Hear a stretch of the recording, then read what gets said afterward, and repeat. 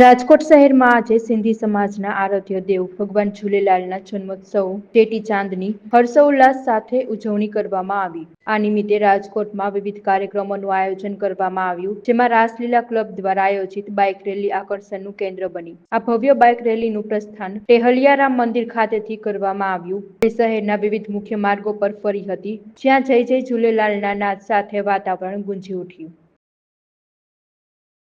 બિપિન મોટવાણી, જય ઝૂલેલાલ।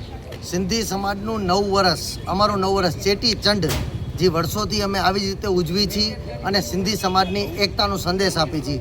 બધાય ભાઈઓને એકતાનો પૂરો સંદેશ મળે છે ચેટીચંડમાં। બધાય ભાઈઓ હળીમળીને આ તહેવાર ઉજવી છે। આજના મુખ્ય કાર્યક્રમની વાત કરી તો સૌથી પહેલાં સવારની શરૂઆત મહાબાઇક રેલીથી દર વર્ષે જેમ થાય છે તમે જોઈ રહ્યા છો, જેની તૈયારી છે।